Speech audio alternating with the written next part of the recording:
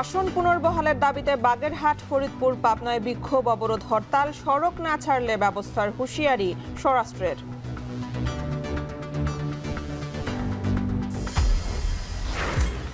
ডাকসু জাকসুর পর এবার নজর রাকসু চাকসুতে। ক্যাম্পাস দুটিতে নির্বাচনী আমেজ, প্রতিশ্রুতি বাস্তবায়নের অঙ্গীকার নতুন ভিপি জিএসদের।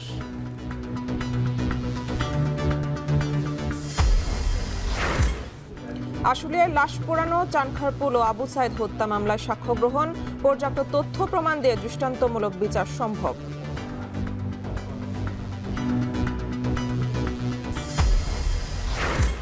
অপরাধের চিহ্ন মুছতে হত্যার পর লাশ ফেলে দেয়া হচ্ছে নদীতে। জানুয়ারি থেকে জুলাই পর্যন্ত মাসে গড়ে অর্ধশত মরদেহ উদ্ধার।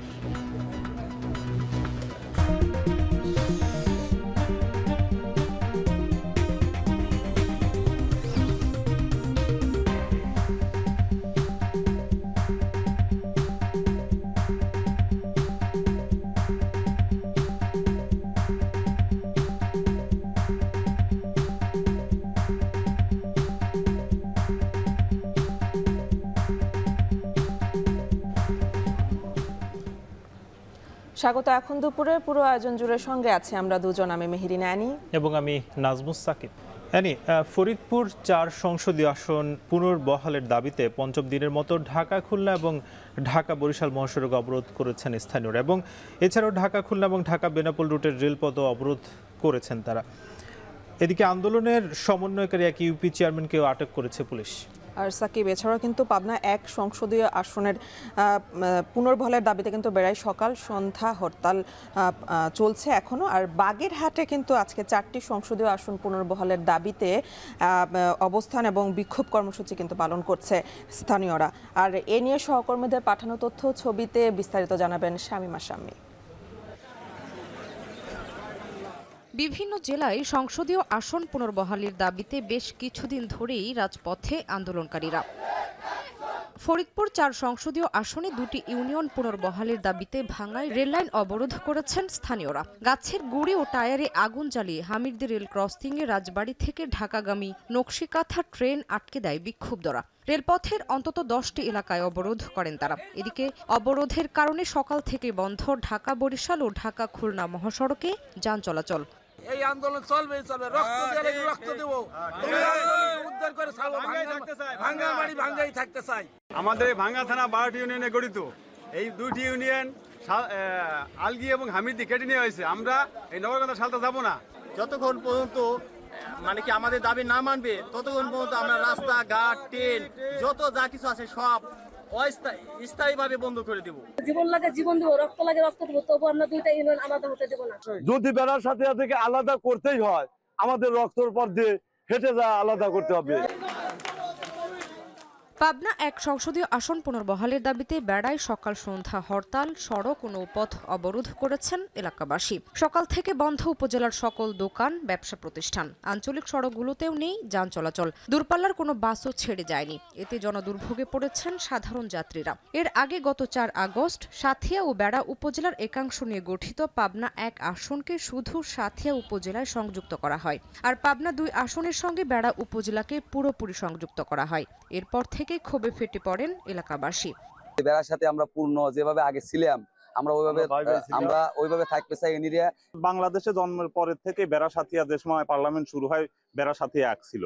বেড়া সাথিয়ার যে পাবনা ১-এর আসন ছিল, সেই আসনটা পূর্ণবহাল করতে হবে।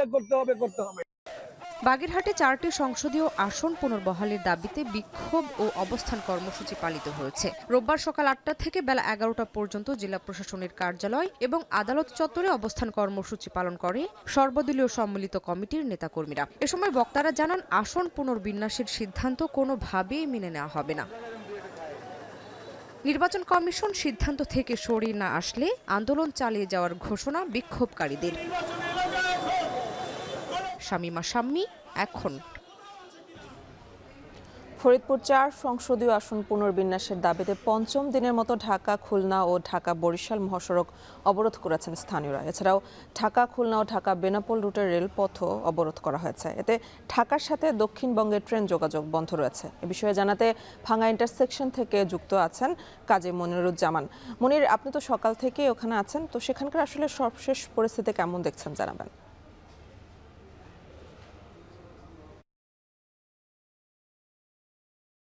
কিন্তু আন্দোলনকারীরা তাদের বিক্ষোভ চালিয়ে যাচ্ছেন সড়কে কিন্তু কোনো যান চলাচল করতে তারা দিচ্ছেন না এবং শান্তিপূর্ণ আন্দোলন বলা যায়, শুধুমাত্র সড়কে যানবাহনগুলো চলাচল করতে তারা দিচ্ছে না। তবে অ্যাম্বুলেন্স এবং লাশবাহী যেই গাড়িগুলো রয়েছে সেই বাহনগুলোকে কিন্তু তারা পারাপার করে দিচ্ছেন। তবে এই মুহূর্তে কিন্তু যারা আন্দোলনকারী তারা বিভিন্ন জায়গায় আশ্রয় নিয়েছেন, যে যাত্রী ছাউনি রয়েছে বা তারা তাঁবু টানিয়ে সেখানেও কিন্তু অবস্থান করছেন। অর্থাৎ বৃষ্টি কমলে আবারও মাঠে আসবেন। বিপুল সংখ্যক এই আন্দোলনকারী কিন্তু ইন্টারসেকশন এলাকার বিভিন্ন মহাসড়কগুলোকে দখল করে রেখেছেন। আমি এই মুহূর্তে ইন্টারসেকশনের যে ঢাকা বরিশাল মহাসড়ক রয়েছে সেই মহাসড়কের মাথায় হাসপাতাল রোডে রয়েছে এবং সেই মোড়ে কিন্তু আন্দোলনকারীরা কিছুক্ষণ পরপরই কিন্তু সেই তাঁবু থেকে তাদের স্লোগান দিচ্ছেন এবং তারা বেশ আনন্দ সহকারে রাষ্ট্রমন্ত্রীর যেই স্বরাষ্ট্র উপদেষ্টার যে একটি বিবৃতি তারা শুনেছেন, তারপরে কিন্তু তাদের ভিতর মিশ্র প্রতিক্রিয়া আমরা শুনতে পেয়েছি। তারা বলছেন যে আমরা এই আসন পুনর্বিন্যাসের যে ব্যাপারটি হয়েছে সেটি প্রত্যাহার না করা পর্যন্ত যে কোনো ধরনের প্রতিরোধ আমরা যাব। এই যে ফরিদপুর 4 আসনের দাবি নিয়ে তারা নেমেছেন এবং আইনশৃঙ্খলা বাহিনী যে এখানে রয়েছেন সেটা আমরা আসলে না দেখলেও কিন্তু আমরা শুনতে পেয়েছি যে বিপুল সংখ্যক আইনশৃঙ্খলা রক্ষাকারী বাহিনী রয়েছেন এবং বিকেলের পর থেকে এই সকল আইনশৃঙ্খলা বাহিনী এই আন্দোলনকে প্রতিহত করার জন্য মাঠে নামবেন, এমনটাও কিন্তু আন্দোলনকারীদের মধ্যে আমরা শুনতে পেয়েছি। কিন্তু তারা সেই ভয়ে ভীত না, এমনটা কিন্তু আমাদেরকে জানিয়েছেন। তারা বলছেন যে একদিকে যেমন ঢাকা বা বরিশাল, অন্যদিকে ঢাকা খুলনা এই সড়কগুলো তারা মহাসড়কগুলো বন্ধের পাশাপাশি তারা কিন্তু রেলপথগুলো বন্ধ রেখেছেন এবং এই টানা 3 দিন এই আন্দোলন চলবে। যে কোনো মূল্যে তারা আন্দোলন চালিয়ে যাবেন যতক্ষণ পর্যন্ত তাদের দাবি না মানা হবে। ফরিদপুর 4 সংসদীয় আসন পুনর্বিন্যাসের দাবিতে বিক্ষোভ করছেন স্থানীয়রা, সে খবরে জানাচ্ছিলেন সহকর্মী কাজী মনিরুজ্জামান। এদিকে বিকেলের মধ্যে ফরিদপুরের সড়ক ছেড়ে না দিলে ব্যবস্থা নেওয়া হবে বলে জানিয়েছেন স্বরাষ্ট্র উপদেষ্টা জাহাঙ্গীর আলম চৌধুরী। দুপুরে স্বরাষ্ট্র মন্ত্রণালয়ের আইন শৃঙ্খলা সংক্রান্ত কমিটির বৈঠক শেষে তিনি বলেন, আন্দোলন করার অধিকার সবার আছে, তবে লাখ লাখ মানুষকে ভোগান্তিতে ফেলা কোনোভাবেই যৌক্তিক নয়। ফরিদপুরে মনে হয় 2টা ইউনিয়ন আগের যে সংসদীয় আসনে ছিল ওইটা থেকে মনে হয় আরেকটা সংসদীয় আসনে দিয়ে দিয়েছে। এটা আমাদের সাথে এটা কোনো সম্পর্ক নাই। এটা হলো ইলেকশন কমিশন এটা তারা করছে এবং এটা তারা পরে আবার তাদের শুনছে, যুক্তিতর্ক দেওয়ার পরও তারা সবাই বসে এটা নির্ধারণ করছে। এখন এই নির্ধারণটা নিয়ে ওই এলাকার লোকজনের ভিতরে একটাই, তাদের যদি কোনো রকমের ক্ষোভ থাকে এটা তারা প্রপার চ্যানেলে জানাবে, কিন্তু এটার জন্য এই জনকে ইসের ভিতরে নিয়ে আসা এটা কিন্তু কোনো অবস্থায় যুক্তিযুক্ত না। সাকিব, রাজশাহী বিশ্ববিদ্যালয়ের কেন্দ্রীয় ছাত্র সংসদ রাকসু নির্বাচনের আজ কিন্তু প্রার্থীদের চূড়ান্ত যে তালিকা প্রকাশ সেটির কিন্তু আনুষ্ঠানিক প্রচারণা শুরু হয়েছে আর নির্বাচনকে ঘিরে কিন্তু ইতিমধ্যে ক্যাম্পাসে তৈরি হচ্ছে উৎসব মুখর পরিবেশ। এবং আমরা দেখেছি কিন্তু ডাকসু কিংবা জাকসুর যে নির্বাচন সেখানে কিন্তু একেবারে আনন্দঘন যে পরিবেশ সেটা কিন্তু মাত্রই গতকালকে ফলাফলের মধ্য দিয়ে গেল এবং সামনে আরও 2টি ক্যাম্পাসের কিন্তু নির্বাচন আছে বলা যাচ্ছে যে রাকসু এবং চাকসুর নির্বাচনে কিন্তু আছে। আমরা একটু জেনে আসতে চাই আমাদের সহকর্মী মারুফ হাসানের কাছে। মারুফ হাসান কিন্তু আমাদের সঙ্গে যুক্ত হবেন এবং মারুফ হাসান জানাবেন যে আজকে যেহেতু কিছুক্ষণ পরই আসলে প্রার্থীদের চূড়ান্ত যে তালিকা সেটা দেওয়া হবে এবং তারপরই যেহেতু প্রচারণা, সেই প্রচারণাটা আসলে কখন নাগাদ শুরু হতে পারে এবং প্রার্থীদের যে আগ্রহ সেটা আসলে কেমন দেখছেন?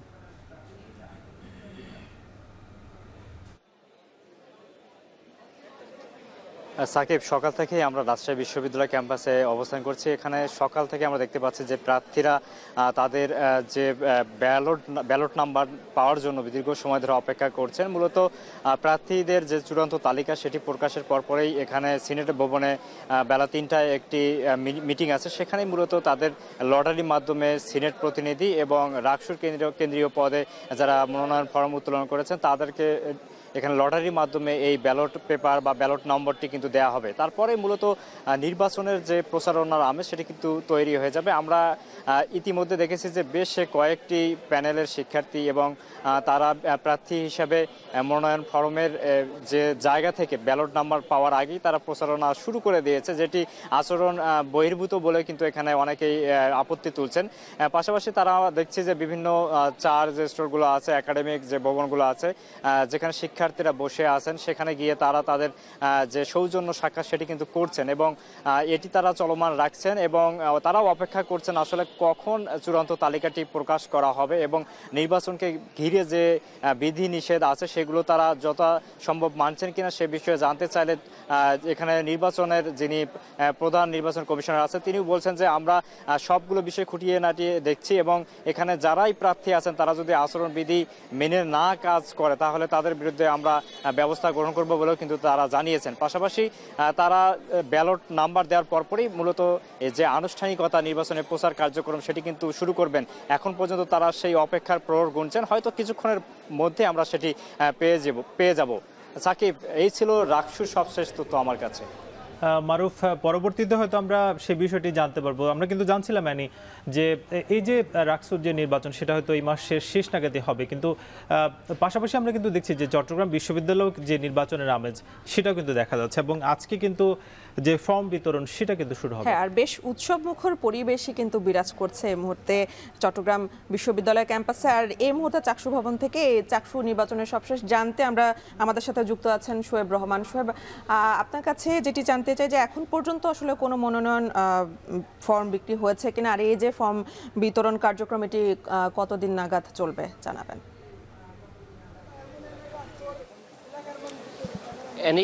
সকাল 9:30 থেকেই মূলত মনোনয়ন ফর্ম বিক্রি কার্যক্রম শুরু হয়েছে এবং দিনের শুরুতেই আমরা দেখেছি শিক্ষার্থীরা এসেছেন, যারা বিভিন্ন পদে লড়তে চান তারা প্রার্থীরা এসেছেন এবং মনোনয়নপত্র সংগ্রহ করেছেন এবং দুপুর 12:30টায় মধ্যাহ্নভোজের বিরতি দেওয়া হয়। তার আগ পর্যন্ত 7টি ফর্ম বিক্রি হয়েছে কেন্দ্রীয় সংসদ নির্বাচন থেকে এবং একটি ফর্ম বিক্রি হয়েছে হল সংসদ নির্বাচন থেকে।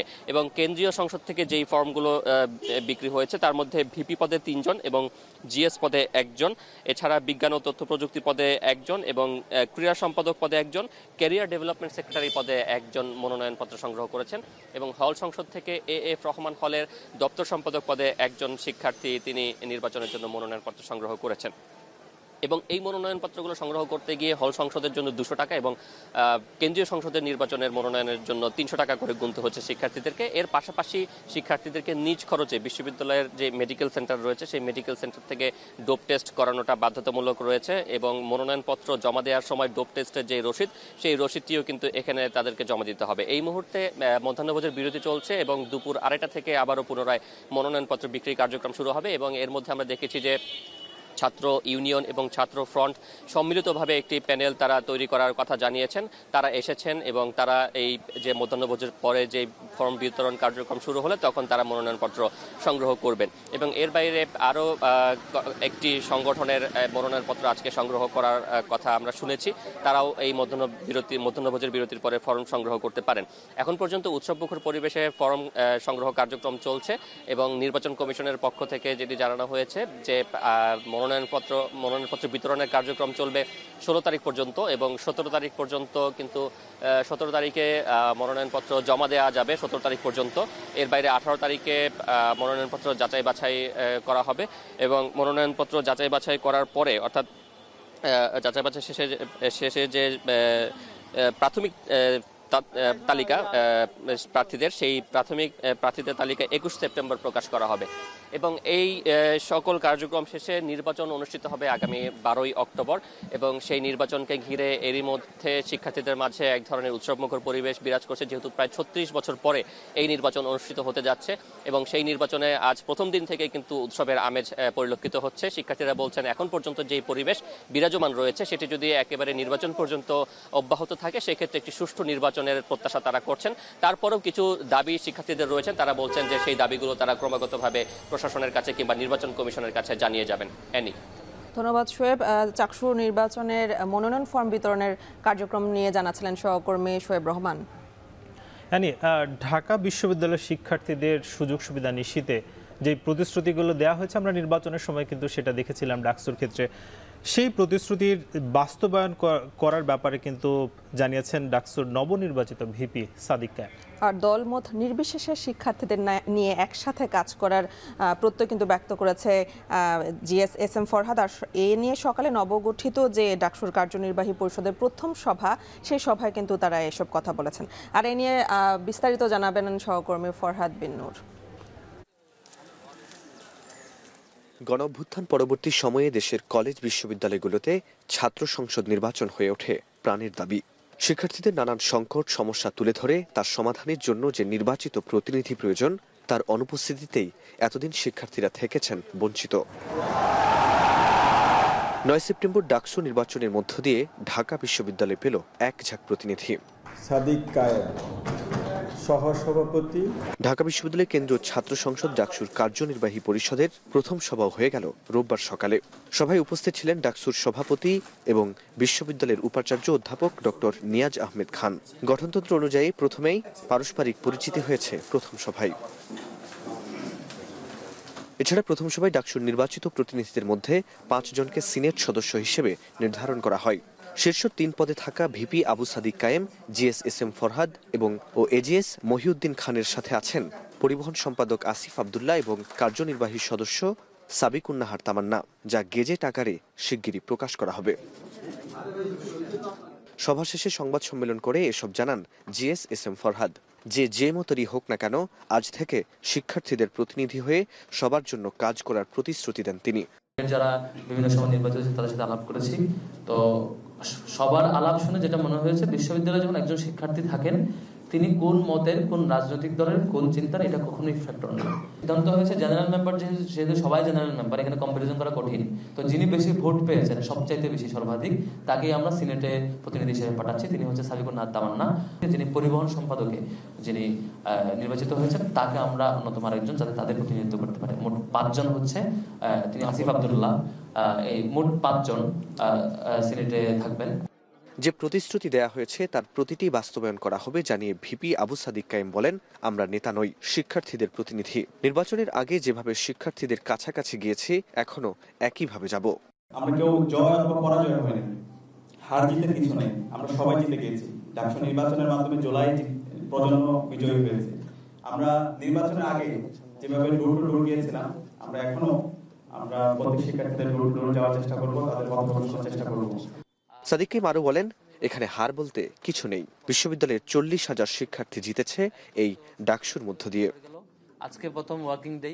ফরহাদ বিন নূর, এখন, ঢাকা। শিক্ষার্থীদের ন্যায্য দাবি পূরণ করাই প্রথম কাজ হিসেবে দেখছেন ডাকসুর নবনির্বাচিত ভিপি আব্দুর রশিদ জিতু। সকালে জাহাঙ্গীরনগর বিশ্ববিদ্যালয়ে সাংবাদিকদের প্রশ্নের উত্তরে তিনি কথা বলেন। এ সময় পরাজিত প্রার্থীদের সঙ্গে নিয়েই শিক্ষার্থী বান্ধব ক্যাম্পাস গড়তে চান বলেও জানান তিনি। প্রথম কাজ থাকবে শিক্ষার্থীদের যে চাওয়া পাওয়াগুলো আছে সেই চাওয়া পাওয়াগুলোকে পূর্ণতা দেওয়া। যারা হেরে গেছে, কেউ আমার বন্ধু, কেউ ছোট ভাই, তো আমি অবশ্যই তাদেরকে একসাথে নিয়ে কাজ করতে চাই, কেননা তারাও তো বিশ্ববিদ্যালয়ের শিক্ষার্থী এবং ডাকসুকে ঘিরে তাদের কিন্তু অনেকগুলো সুন্দর যে চিন্তাভাবনা সেগুলো ছিল। হয়তো তারা নির্বাচিত হতে পারেনি, অনেকে হয়তো আমার চেয়ে কিছু কম ভোট পেয়েছেন। তো আমি চেষ্টা করব ডাকসুকে ঘিরে তাদের যে সুন্দর সুন্দর ইশতেহার ছিল বা পরিকল্পনা ছিল, যেগুলো হয়তো আমার ইশতেহারে নেই, তো আমি তাদের যে সুন্দর পয়েন্টগুলো আছে সেগুলো নেওয়ার চেষ্টা করব এবং তাদেরকে নিয়ে একসাথে আগামীতে নতুন একটা জাহাঙ্গীরনগর বিনির্মাণ করতে চাই। 2 দফা দাবিতে শাহবাগে অবস্থান কর্মসূচি পালন করছেন 18তম শিক্ষক নিবন্ধনের সুপারিশ বঞ্চিতরা। প্রিলি, রিটেন ও ভাইবা পরীক্ষায় পাশ করার পরও নিয়োগ না পাওয়া শিক্ষকদের আন্দোলনের সবশেষ খবর জানাতে শাহবাগ থেকে যুক্ত হচ্ছেন সহকর্মী মাহফুজা বৃষ্টি। বৃষ্টি, জানাবেন যে নিবন্ধনের সুপারিশ বঞ্চিত শিক্ষকদের দাবিগুলো কি এবং কি বলছেন তারা?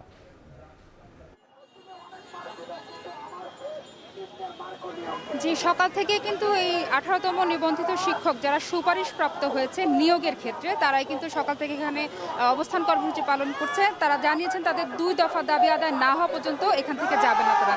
যে 2 দফা দাবির মধ্যে প্রথম দাবি হচ্ছে আগামী 31 ডিসেম্বরের মধ্যে সুপারিশপ্রাপ্তদেরকে গণবিজ্ঞপ্তি দিয়ে সুপারিশ করে তাদেরকে নিয়োগ দিতে হবে। আর দ্বিতীয় দফা যে দাবি সেটা হচ্ছে যে তাদের বিষয়ভিত্তিক তথ্য উপাত্ত বিশ্লেষণ করে তাদেরকে দ্বিতীয়বারের মতো তাদের এই নিয়োগ যেন কোনোভাবেই না আটকায় এবং তাদের যেন সব কিছু ঠিকঠাক করে বর্তমানে যে অবস্থায় তারা আছে এই দিনও জীবনযাপন করছেন তা থেকে তাদেরকে মুক্তি দেওয়া হয়। কারণ এখানে যারা শিক্ষকরা আছেন আমরা সকাল থেকে দেখছি যে ভারী বৃষ্টিতে তারা ভিজে কিন্তু এই আন্দোলন করার কারণে অনেকজনই কিন্তু অসুস্থ হয়ে পড়েছেন।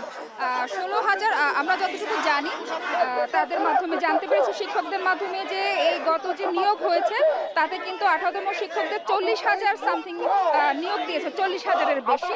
কিন্তু এর মধ্যে 16,213 জনকে কিন্তু কোনো কিছু না জানিয়ে আগে থেকে কিন্তু তাদেরকে নিয়োগ পাওয়ার কথা, যেখানে তারা প্রিলি, ভাইভা এবং লিখিত পরীক্ষায় পাশ করার পরে আর কোনো বাধা থাকার কথা না। তারপরও কেন নীতিমালার বাইরে গিয়ে তারা এই বাধা সৃষ্টি করেছে এনটিআরসি, সেই বিষয়ে কিন্তু তারা কথা বলছে না। এনটিআরসি কর্তৃক যে ব্যবস্থা নেওয়া হয়েছে বারবার এর বিরুদ্ধে কিন্তু তারা আছেন। এনটিআরসিকে সাবধান করে দেওয়া হয়েছে যদি তাদের দাবি মেনে না নেওয়া হয় তাহলে শাহবাগ ব্লকেট কর্মসূচি করতে বাধ্য হবেন এই সুপারিশ বঞ্চিত শিক্ষকরা। আমার কাছে এই ছিল এখন পর্যন্ত।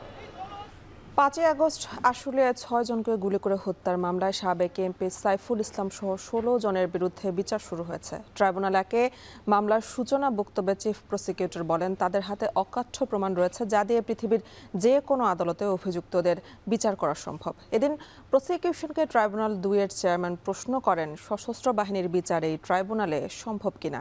এ সময় চিফ প্রসিকিউটর বলেন আইনে বিচারের ক্ষমতা দেয়া আছে। এ নিয়ে আরও জানাচ্ছেন রাব্বি হোসেন।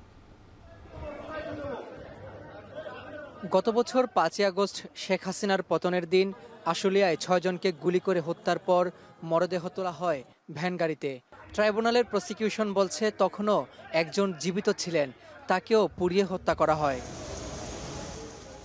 তদন্ত প্রতিবেদন, আনুষ্ঠানিক অভিযোগ গঠন সহ সব আইনি প্রক্রিয়া শেষে এই মামলায় রোববার সাবেক এমপি সাইফুল ইসলাম সহ 16 জনের বিরুদ্ধে শুরু হয় বিচার।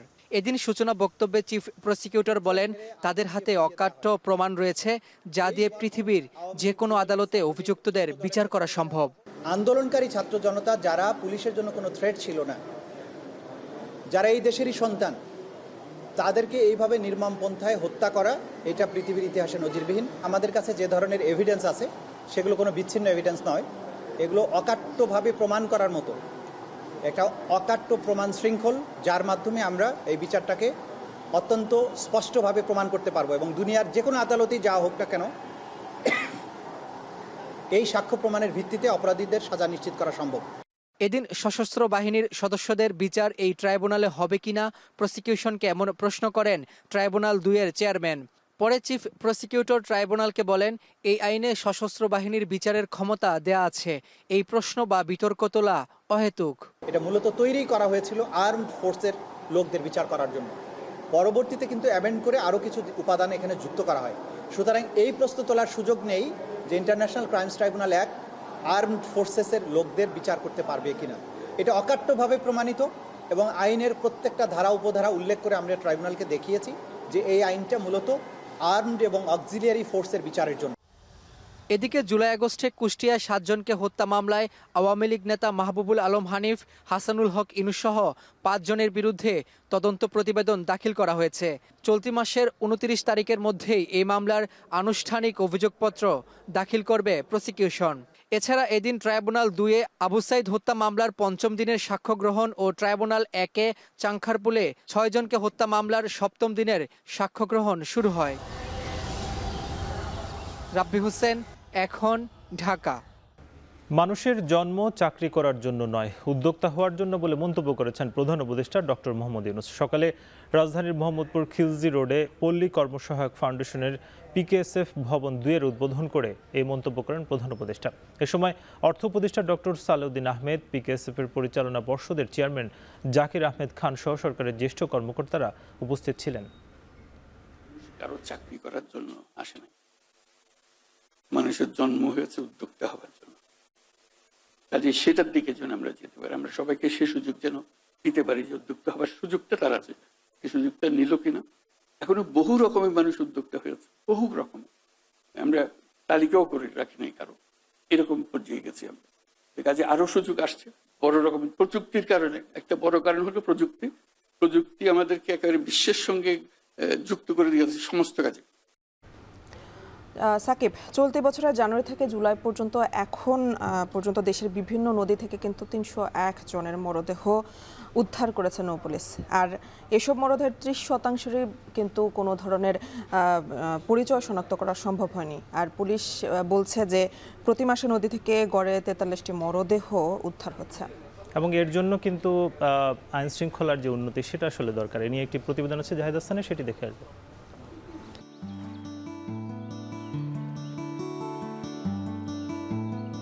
নদীর সঙ্গে সম্পর্ক সভ্যতার ইতিহাসের এই নদীকে কেন্দ্র করেই বিশ্বে গড়ে উঠেছে বড় বড় নামি দামি শহর। ব্যবসা বাণিজ্যের ক্ষেত্রে নদীপথ সবচেয়ে নিরাপদ। এই নদীপথেই রয়েছে যুদ্ধের ইতিহাস। তবে বাংলাদেশে কোনো যুদ্ধ ছাড়াই রাজধানীর আশপাশের কয়েকটি নদীতে প্রতি মাসে মিলছে প্রায় অর্ধশত মানুষের মরদেহ।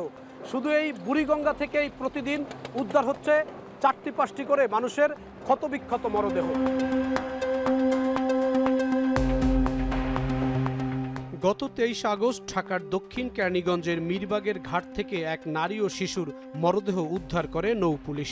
নারীর গলায় কাপড় পেঁচানো ছিল আর শিশুর গলায় ওড়না বাঁধা ছিল। একই দিনে কালিন্দিনী ইউনিয়নের মাদারীপুর ঘাট থেকে তরুণ তরুণীর হাত বাঁধা মরদেহ উদ্ধার করা হয়। প্রায় 15 দিনও তাদের পরিচয় শনাক্ত করা সম্ভব হয়নি। মিটফোর্ড হাসপাতালের মর্গে পড়ে আছে সেই মরদেহ। গেল 22 আগস্টে অফিসে যাওয়ার কথা বলে বেরিয়ে একদিন আগে নিখোঁজ সাংবাদিক বিভুরঞ্জন সরকার। প্রায় 18 ঘন্টা পর তার মরদেহ মুন্সিগঞ্জের মেঘনা নদী থেকে উদ্ধার করে পুলিশ। তার মৃত্যুর সঠিক কারণ এখনও জানা যায়নি। 31 আগস্ট খুলনার সাংবাদিক ওয়াহিদুজ্জামান বুলুর মরদেহ রূপসা সেতুর নিচ থেকে উদ্ধার করে পুলিশ। 3রা সেপ্টেম্বর পটুয়াখালীর লোহালিয়া নদী থেকে রেজাউল ও তুহিন হাওলাদার নামে 2 যুবকের মরদেহ উদ্ধার করেছে পুলিশ। সারা দেশের প্রায় নদীতে প্রতিদিন 2টি-1টি করে মরদেহ পাওয়া যাচ্ছে। যাতায়াত ও বাণিজ্যের জন্য নিরাপদ নদী হয়ে গেছে খুনিদের লাশ গুম করার নিরাপদ ডাম্পিং স্টেশন। নৌপুলিশের তথ্য বলছে 2024 সালে নদী থেকে 440টি মরদেহ উদ্ধার হয়, যার মধ্যে 299টি মরদেহের পরিচয় শনাক্ত করা গেছে। শনাক্ত করা যায়নি 141 জনের মরদেহ, অর্থাৎ উদ্ধার হওয়া মরদেহের 31% পরিচয় শনাক্ত করতে পারেনি আইনশৃঙ্খলা রক্ষাকারী বাহিনী। আর 2025 সালের জানুয়ারি থেকে জুলাই পর্যন্ত দেশের নদী থেকে 331 জনের মরদেহ উদ্ধার করে নৌ পুলিশ। এর মধ্যে 209 জনের মরদেহ শনাক্ত করা গেলেও 92 জনের পরিচয় জানা যায়নি। উদ্ধার হওয়া 61 জন পুরুষ, নারী 24 জন আর শিশু 7 জন। অর্থাৎ 30% মরদেহের পরিচয় শনাক্ত করা সম্ভব হচ্ছে না। বেশিরভাগই বেওয়ারিশ হিসাবে দাফন করা হয়েছে। সারা দেশে নদী এলাকা থেকে মরদেহ উদ্ধারের সংখ্যা বাড়ার কারণ হিসেবে অপরাধ বিশ্লেষক তৌহিদুল হক বলেন, সংঘবদ্ধ অপরাধ চক্র বাড়ছে, প্রমাণ মুছে ফেলতে মরদেহ নদীতে ফেলে দিচ্ছে তারা। আইনের মুখোমুখি হওয়া থেকে সে বিরত থাকতে পারবে, সেক্ষেত্রে কয়েকটি জায়গা বেছে নেয়। প্রথম হচ্ছে নদী। অপরাধীদের বেনিফিট হলো যে একটা লাশ বা মৃতদেহকে যদি শনাক্ত করা না যায় তাহলে সেটি বেওয়ারিশ লাশ হওয়ার সম্ভাবনাটা অনেক বেশি। বাসে বা কোনো পরিবহনে এসে যেখান থেকে লাশ সরাসরি ফেলে দেওয়া যায়, সাধারণত গভীর রাতেই এটা ফেলে দেওয়া হয়।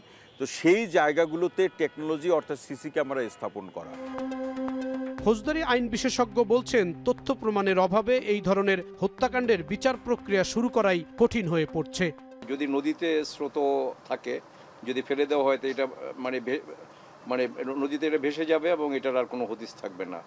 আর যদি পাওয়া যায়ও সেক্ষেত্রে লাশটা 4 দিন 5 দিন 7 দিন পরে পাইলে ডিকম্পোজড হয়ে যায়। ওটা কজ অফ ডেথটা আর বের করা যায় না। তার কাজে এগুলো প্রফেশনাল কিলার খুন করলো এবং এটার কোনো সাক্ষী রাখলো না, কোনো এভিডেন্স রাখলো না, এটাও অপরাধ। আপনার 302-র সাথে 201ও হয়। 302 হলো যদি আপনি কাউকে মার্ডার করেন।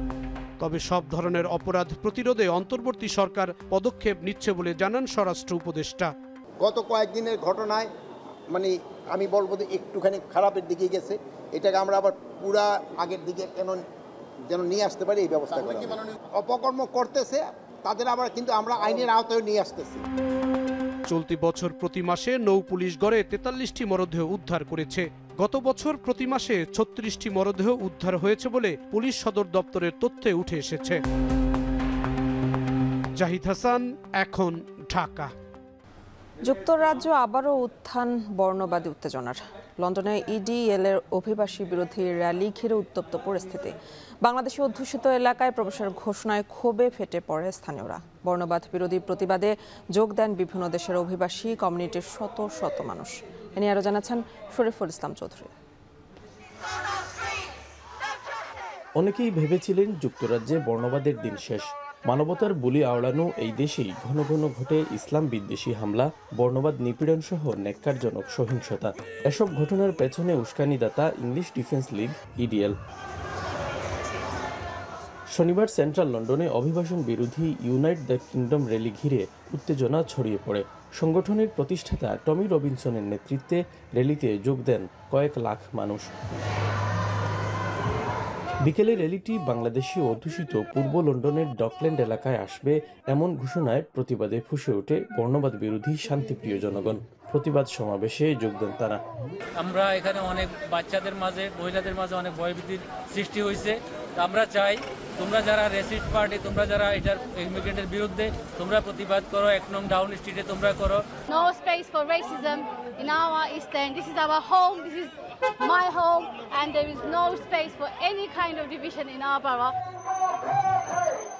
এর পূর্বেও অভিবাসন বিরোধী ডানপন্থী ইডিএল বিভিন্ন সময়ে বাংলাদেশি অধ্যুষিত টাওয়ার হ্যামলেটসে সভা সমাবেশ ও বিক্ষোভ করতে চাইলে জনসাধারণের বাধার মুখে পড়ে। 2009 সালে ইডিএল গঠনের পর থেকেই নানা কর্মকাণ্ডে সমালোচিত তারা। সরাসরি মুসলিম বিদ্বেষ, বিক্ষোভে সহিংসতা, পুলিশের সঙ্গে সংঘর্ষ, চরম ডানপন্থী যোগসূত্র ও স্থানীয় সম্প্রদায়ে বিভাজন সৃষ্টিসহ নানা অভিযোগ রয়েছে তাদের বিরুদ্ধে। শরীফুল ইসলাম চৌধুরী, এখন, লন্ডন। শেষ করবো এখন দুপুর, তবে তার আগে শিরোনামগুলো আরো একবার।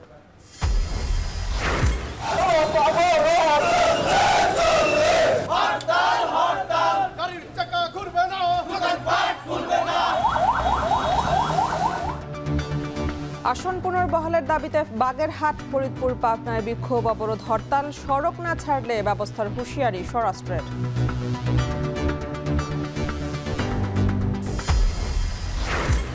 ডাকসু জাকসুর পর এবার নজর রাকসু চাকসুতে। ক্যাম্পাস দুটিতে নির্বাচনী আমেজ, প্রতিশ্রুতি বাস্তবায়নের অঙ্গীকার নতুন ভিপি জিএসদের।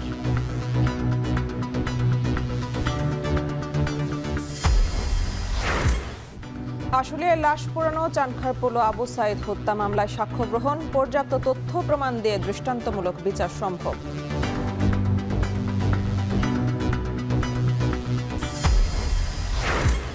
অপরাধের চিহ্ন মুছতে হত্যার পর লাশ ফেলে দেওয়া হচ্ছে নদীতে। জানুয়ারি থেকে জুলাই পর্যন্ত মাসে গড়ে অর্ধশত মরদেহ উদ্ধার।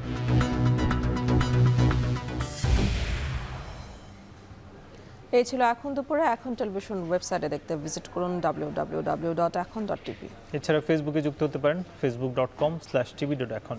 ইউটিউবে দেখতে পারেন youtube.com/c/ekhon tv।